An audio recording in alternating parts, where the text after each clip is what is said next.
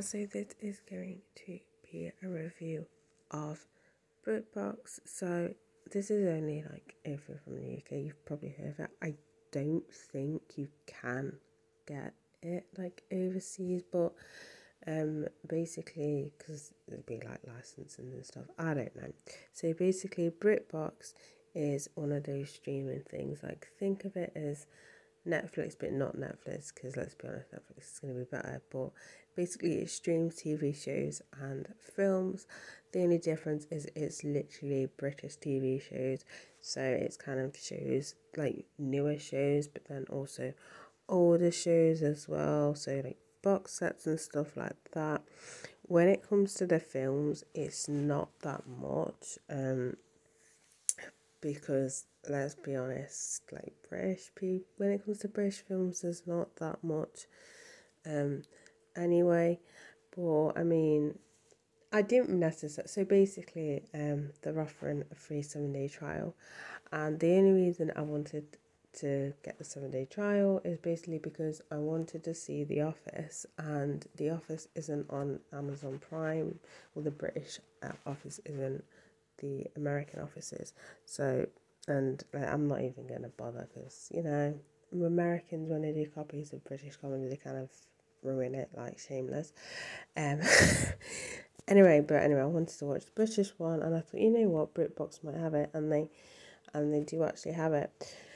So after the trial, I've gone for the annual one, which is, if you don't know, annual, it's yearly, which is around, I believe £54 a year.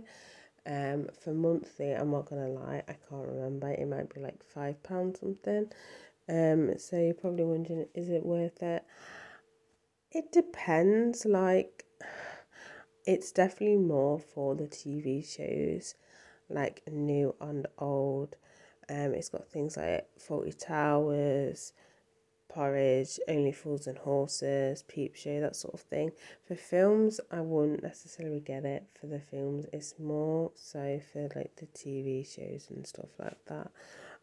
That's what I would be interested in it more so anyway, than the films, just because I did browse through the films and it was kind of like, okay, there's a few, but a lot of them are not really my cup of tea or ones that I will watch. But it does have the Carry On films on here if you're into them as well.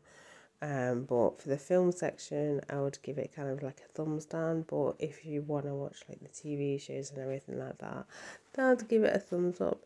So it just depends on kind of if it's worth it or not. It just depends on kind of what you're into and stuff. If you're somebody who's not a massive fan of British TV shows, because I don't know, you watch Netflix most of the time, then you might not enjoy it. I mean, it's okay. I would say it's fair for the price, but as I said, it's not something you would get for the films. And usually I'm like a film buff. That's why I never really got into Netflix, because when Netflix first came out, the films that were on there, the films that I wanted to see were not on there, which is just one of those annoying things. But with Amazon Prime, even though they've not got everything film on Amazon Prime, they do have discounts on some films if you do want to rent, if you do have Amazon Prime. If you want, obviously if they're not on the Prime, but you can rent them. Sometimes they do offers just for Amazon Prime users. So that's why I tend to gravitate more to Amazon Prime, and I'm not really bothered with Netflix. The only time I've seen Netflix is if I'm at my parents' house, because they got it automatically with Virgin. But other than that, I'm not really a Netflix kind of person, because I prefer watching films.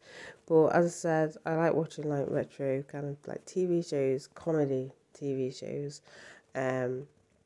So yeah, this one's a good one, I would say, as I said, for the TV shows. But usually I don't usually gravitate to TV shows, but it has a good selection on here.